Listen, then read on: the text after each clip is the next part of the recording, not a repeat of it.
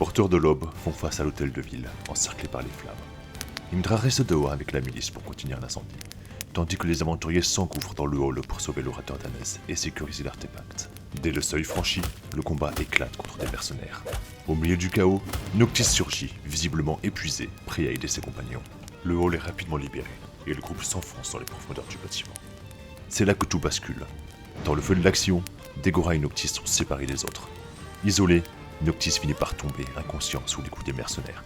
Pendant ce temps, Drummond, Kael et Andromède affrontent le reste des mercenaires. Drummond et Kael assènent de violents coups, pendant que Andromède les maintient en vie avec sa magie stellaire. Une fois la zone nettoyée, le tabaxi utilise son agilité féline. Il fonce à travers les couloirs et enfonce la porte du bureau de l'orateur. À l'intérieur, aucune trace d'Anès. À sa place se tient un certain Alric, les pieds sur le bureau, escorté par deux sous-fifres. Fidèle à sa nature sauvage, Andromède se montre insolent. L'usurpateur repousse alors son bureau d'un coup de pied rageur, au moment même où le reste du groupe déboule dans la pièce. L'espace est trop étroit, le combat devient confus. C'est alors que Casca sort son collier de boules de feu. Elle arrache toutes les perles d'un coup et déclenche une déflagration dévastatrice. Les deux sbires sont instantanément carbonisés. Alric, le chef des mercenaires, est grièvement blessé, mais il parvient à s'enfuir. Le groupe libère une dizaine d'employés séquestrés dans la pièce d'à côté, et apprennent que l'orateur a été amené au sous-sol par prudence. En fouillant le cadavre des sbires, Andromède découvre deux insignes de serpent en argent, la marque du Zentarim.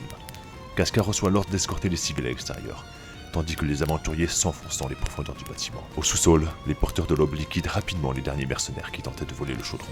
C'est alors qu'ils découvrent enfin l'orateur d'Anès et leur ami Noctis, tous deux ligotés aux côtés de Prudence. Le Firbolg les prévient aussitôt. Prudence est innocente, le Zentarim retient sa famille en otage. Kael tente de la raisonner, mais la peur de la jeune femme est trop forte. En larmes, Prudence supplie qu'on la laisse partir pour sauver les siens. Malgré les débats qui éclatent au sein du groupe, Kael s'écarte et la laisse fuir.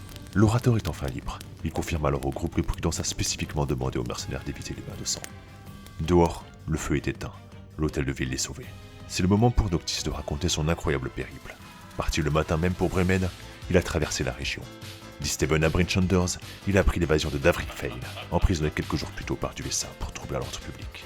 Sa route l'a ensuite mené à Targos.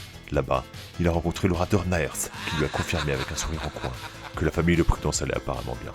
Sur place, Noctis a surtout repéré un arsenal militaire particulièrement inquiétant. Enfin, arrivé à Bremen, il a retrouvé Torga, mais surtout sa nouvelle garde du corps, Lyn, l'amie de Casca.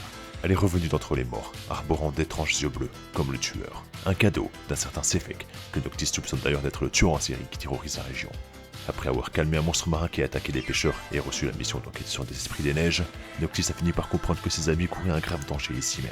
Sans perdre une seconde, il a sauté sur le dos d'un rogue prêté par Torga et est revenu en trombe à Steven. Questionné sur la raison d'un si long voyage, Noctis a avoué avoir voulu retrouver Torga pour avoir des infos sur son ami Isna. La marchande lui a promis de la rediriger vers le Firbolg si elle la recroise. Après avoir fait leur rapport à Imdra et Daneth, les porteurs de l'aube se dirigent enfin vers la taverne pour un repos bien mérité. Le lendemain matin, l'enquête progresse sur deux fronts. D'un côté, l'orateur leur apprend que le tueur présumé, Sefek Kaltro, est un marin mort noyé il y a 2 ans. De l'autre, Kael pousse l'orateur d'Anès à sceller une alliance avec Brent Chanders pour contrer la menace grandissante du Zentarim. Le groupe décide ensuite de fouiller la maison de Prudence. Ils y découvrent des lettres envoyées par sa famille à Targos. Mais Casca remarque un détail crucial. Les lettres les plus récentes sont des illusions. La structure de pensée des écrivains a également changé il y a 3 mois, prouvant que la famille de Prudence est probablement déjà morte. Avant de quitter les lieux, Noctis lui laisse une note pour lui jurer que les porteurs de l'aube l'aideront. Pour finir, il confronte le pasteur Skito. L'homme avoue avoir convoyé de la marchandise pour le réseau criminel par le passé, mais il dit aux aventuriers que s'ils veulent plus d'informations, il va falloir se rendre à Targos. Cependant, le groupe choisit une autre destination, Bon Hydromel.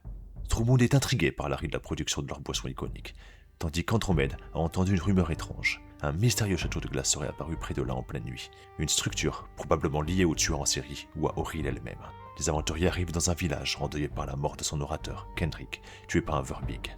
Sur place, la production est effectivement à l'arrêt. À chaque fois que de l'hydromel était produit, il se faisait voler, et l'orateur voulait mettre fin à ce pillage. Pire encore, son corps est conservé de manière morbide dans le temple depuis 3 mois. Noctis, profondément touché par ce manque de dignité, impose l'organisation d'un enterrement digne de ce nom. Mais la cérémonie est brutalement perturbée. Shandar, un opportuniste lié à la ville de Targos et potentiellement aux Zentarim, insulte la mémoire du défunt pour asseoir son propre pouvoir. Hors de lui, Noctis perd son sang-froid et décoche un coup de poing à Shandar. C'est alors qu'Olivessa, la gardienne des abeilles, explique la situation au groupe. C'est exactement ce que Shandar attendait. Cet homme cherche à faire passer les étrangers pour des brutes afin de s'emparer du titre d'orateur, le tout avec le soutien de la milice d'Argos. Finalement, le calme revient et l'orateur est enfin enterré dans la dignité. Pour se racheter, Noctis fait une promesse solennelle aux villageois. Les porteurs de l'aube vont terminer le travail de leur défunt chef. En échange, Olivessa leur promet la légendaire épée à la lame de feu de l'orateur. En interrogeant Olivessa, le groupe découvre qu'elle est issue des tribus Reg, une culture brutale qu'elle a fui il y a longtemps. À la demande de Dégora, elle pointe sur leur carte la fin des rêves. L'endroit est situé bien au-delà des territoires Reg, une véritable mission suicide selon Kael.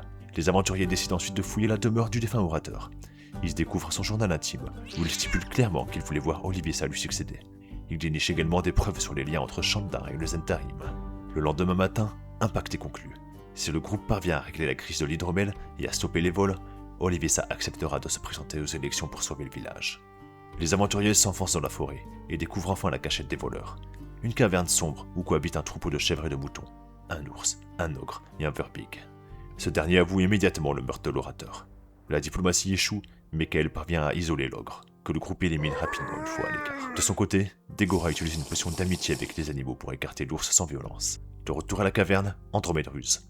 Il imite la voix d'un enfant abandonné et perdu pour attirer le Verbeek à l'extérieur. Le plan fonctionne à merveille, mais le tabaxi est repéré et attaqué, chutant de l'arbre où il se cachait et tombant instantanément inconscient. Le reste du groupe se jette alors sur le monstre, l'achève, et Kael le décapite. À l'intérieur de la grotte, il découvre le tombeau d'une ancienne reine Reg, une statue de Sylvanus, mais surtout, tout l'hydromel volé. Alors qu'ils reprennent la route du village, chargés du bétail et de l'hydromel, la compagne du Verbeek surgit des bois, folle de rage. Un second affrontement éclate, d'une violence inouïe. Kael, qui tient encore la tête du premier monstre à la main, devient la cible prioritaire. Lui et Andromède frôlent la mort de très près, avant que Dromund et Dégora ne portent les coups fatals. Kael tranche alors la tête de la géante, tandis que Dégora découvre dans les affaires du second monstre un panier rempli d'un mystérieux métal, un matériau étrange qui semble venir d'un autre monde. À 18h, c'est le retour triomphal au village. Devant la foule, Kael prononce un discours vibrant et attribue tout le mérite à Olivessa pour lancer sa campagne politique. Enfin, dans l'intimité, Kael confie son secret à Olivessa. Il est lui aussi un Reg, abandonné par les siens, car il ne correspondait pas à leurs critères de guerrier.